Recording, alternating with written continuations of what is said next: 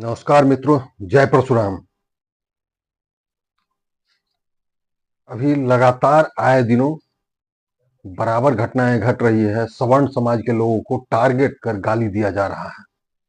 वैसे अभी एक मामला राजद की प्रवक्ता, जिसको पंख लग गए हैं, जब उठती है तब किसी को भी गाली देना शुरू कर देती है। कभी माननीय उप मुख्यमंत्री सम्राट चौधरी जी को, कभी माननीय मंत्री संतोष सुमन जी को, कभी नीरज जी को, कभी उठती है किसी को भी गाली दे देती है, अपशब्द का प्रयोग करती है। क्या ऐसे अपशब्द का प्रयोग करने के लिए राजद ने अधिकृत किया है? क्या राजद ने जो योजना चलाई है, माई बहन योजना, यही इसी तरह के प्रवक्ताओं को आगे करके सभी के मां बहनों को एक कर रही है, जिसके बोलने का कोई तमीज नहीं है? हम ऐसे बोलने वालों की निंदा ही नहीं, भर्त्सना भी करते हैं, क्योंकि इस तरह के बोल और मर्यादित भाषा एक महिला की नहीं हो सकती है। कभी भाजपा के नेताओं को, कभी जदयू के नेताओं को, कभी किसी दल के नेताओं को कुछ भी बोल देती है, लगता है कि दुनिया की सबसे बड़ी औरत है। लेकिन मैं बता देना चाहता हूं कि सवर्ण समाज चुप तब तक रहता है जब तक पानी सर के नीचे हो। जब पानी सर से ऊपर उठता है तो सवर्ण समाज कुछ भी करने को तैयार रहता है। इसका एक नहीं कई उदाहरण है। शांति के प्रतीक स्वामी सहजानंद सरस्वती से लेकर के ब्रह्मेश्वर मुखिया जी, मंगल पांडे, ऐसे सैकड़ों उदाहरण हैं।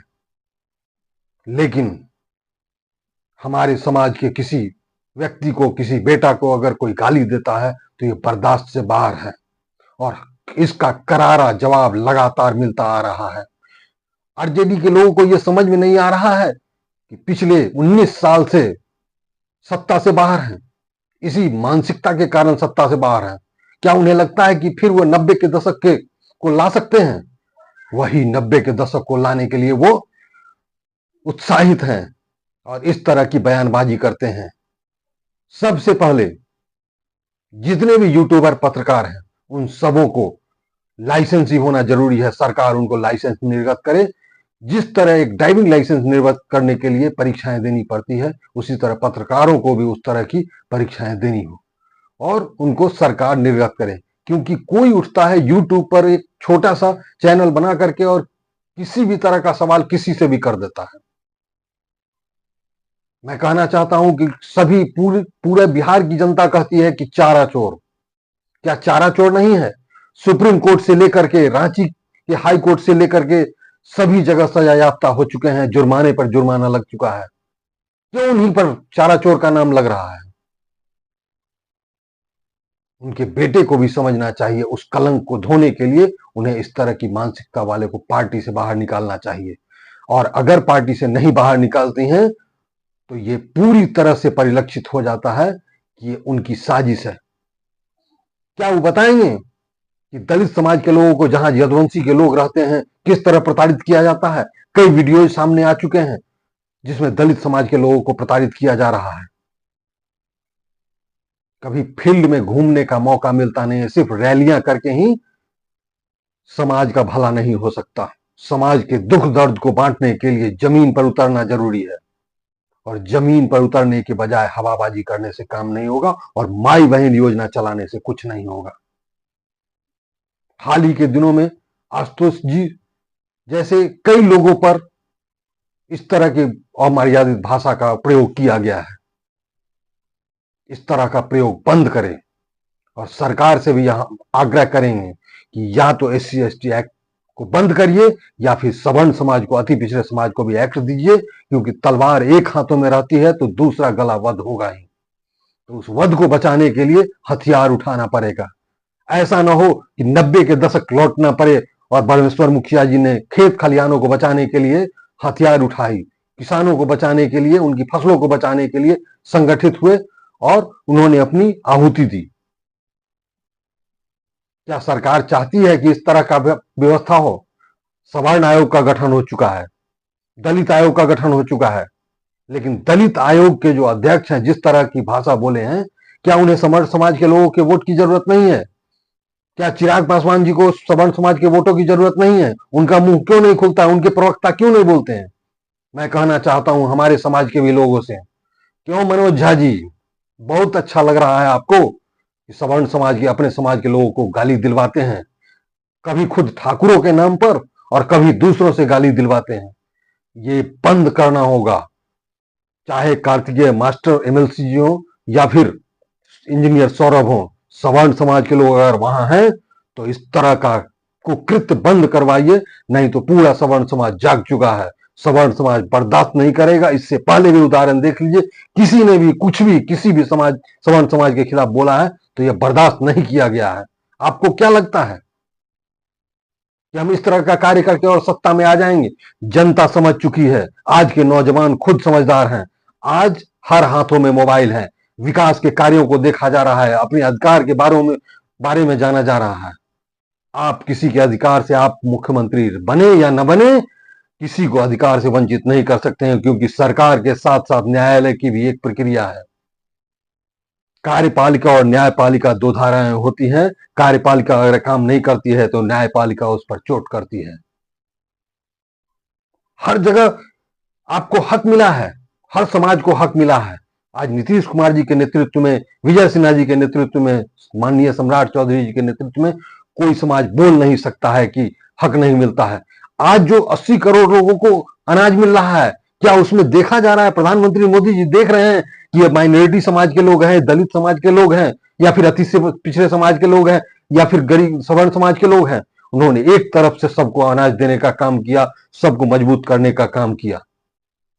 लेकिन टुच्ची मानसिकता के लोग इस तरह का कुकृत्य करते हैं, और खास करके अपने लहजों को पूरी तरह से बंद करें, मर्यादित भाषा में बात करें, क्योंकि अमर्यादित भाषा हम लोगों को भी बोलने आता है। हमारे जो भी नेता हैं, हम सबों का सम्मान करते हैं, लेकिन दल में रहते हुए भी आप अपना मुंह खोलिए, अपने समाज के लोगों को गंदी गालियां सुनने से बचाइए। आप प्रतिरोध कीजिए, क्योंकि आप भी जब चुनाव में वोट के लिए आएंगे समाज के बीच, तो समाज आपसे सवाल करेगा। इसके कई उदाहरण हैं कि समाज सामने बैक टू बैक बैठ करके सवाल करता है। समाज के जो भी लड़के हैं, जो जमीन पर हैं, आज जितनी भी व्यवस्थाएं हैं उसमें सबसे ज्यादा सवर्ण समाज आहत हो रहा है। आशुतोष जी ने क्या गलत किया? महिला ने जो अमर्यादित भाषा का प्रयोग सवर्ण समाज और ब्रह्मेश्वर मुखिया जी के साथ किया था, मैं उनको धन्यवाद देता हूं कि उन्होंने आगे बढ़ करके प्रतिरोध शुरू किया है। अंकित चंद्रायन जी को भी धन्यवाद दूंगा, जिन्होंने बढ़ करके प्रतिरोध किया है। आप सारे समाज को एक से ए टू जेड की बात करते हैं। कहां गया ए टू जेड? फट करके कई हिस्सों में बढ़ चुका है ए टू जेड। जब किसी अति पिछड़ा नेता को आगे बढ़ने की बात आती है तो लास्ट में आकर के आपको याद होगा 2020 का विधानसभा चुनाव, आपने उपेंद्र कुशवाहा जी को किस तरह बेइज्जत करके उन्हें बाहर किया था। हर कोई जानता है।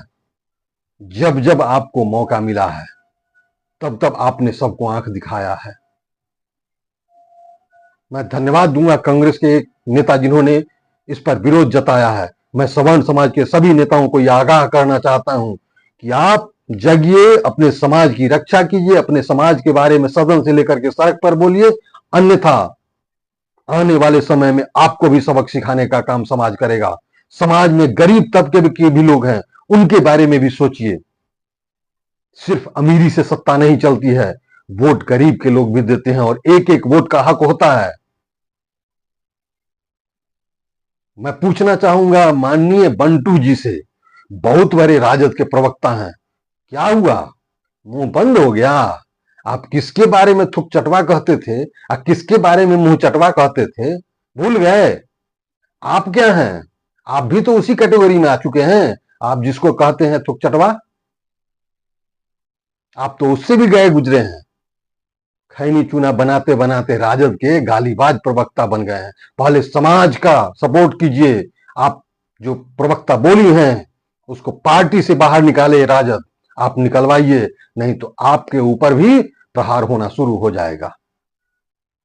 मेरा मानना है कि हमारे समाज के लोग अगर थोड़े बहके हुए, समाज के लोग का मैं हर वक्त सम्मान करूंगा, समाज के लोग सम्मान करेंगे। देखते हैं कुछ लोग फेसबुक पर तुरंत किसी अपने ही समाज के लोगों का विरोध करते हैं, लेकिन मैं आग्रह करूंगा कि हमारा समाज का बेटा हमारे समाज के लिए हीरा है, चाहे कोई भी हो।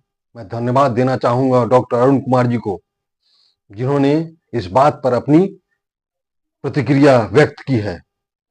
मैं सवर्ण आयोग के सभी नेताओं से ये विनम्र गुजारिश करूंगा, आग्रह करूंगा कि सवर्ण आयोग इस पर संज्ञान ले और यहां से एक सही रिपोर्ट बनाकर केंद्र सरकार को भेजे, ताकि सवर्ण एक्ट सवर्ण समाज को मिले। नहीं तो कभी पूजा पाठ के ऊपर, कभी किसी भूमिहार समाज के ऊपर, कभी कुछ के ऊपर कुछ भी बोलना शुरू कर देते हैं। इनको इतनी खुली आजादी दे रखी है, जिस आजादी से चलना दुभर हो चुका है। और ये इन्हें बहकाने वाले कोई और नहीं, आरजेडी के कुछ टुच्चे लोग हैं। आरजेडी के लोगों को मैं चेतावनी भी देता हूं कि आप किसी और समाज के लोगों के ऊपर बहका करके बुलवाना चाहते हैं, कहवाना चाहते हैं, और जब यही बात आपके समाज के ऊपर आ जाएगा तो फिर क्या होगा?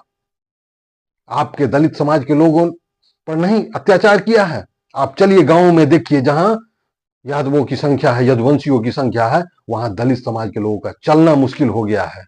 वहां हमारे ही समाज के लोग उन्हें सपोर्ट कर आगे बढ़ाते हैं। सैकड़ों जगहों पर कई उदाहरण हैं कि सवर्ण समाज के लोगों ने दलित समाज के लोगों को बसाया है, उजारा नहीं है। आज जितने भी स्कूल कॉलेज हैं, उसमें 70% 60% दलित समाज के बच्चे ही पढ़ करके आगे निकल रहे हैं, चाहे वह सरकारी स्कूल हो, कॉलेज हो, यूनिवर्सिटी हो। लेकिन चंद तुच्छ मानसिकता वाले लोग आशुतोष जैसे लोगों को गाली नहीं दे सकते हैं। आज कभी आशुतोष जी पर गाली देते हैं, कभी किसी पर गाली देते हैं। इसलिए मेरा कड़ा प्रतिरोध है, हमारे समाज के लोगों का भी कड़ा प्रतिरोध है। आप फेसबुक से लेकर के हर जगह देखिए, हमारा समाज जगा हुआ है। कहीं ऐसा ना हो कि आने वाले समय में राजद को जमीन खोजने पर जमीन न मिले। उन्हें लगता है कि हम सिर्फ यदुवंशियों के वोट के बल पर जीत जाएंगे। सभी समाज के लोगों का वोट चाहिए उन्हें, नहीं तो सत्ता हाथ से गई हुई है, आज भी जाती रहेगी। इतना ही कहा के नमस्कार, धन्यवाद। अजीत कुमार।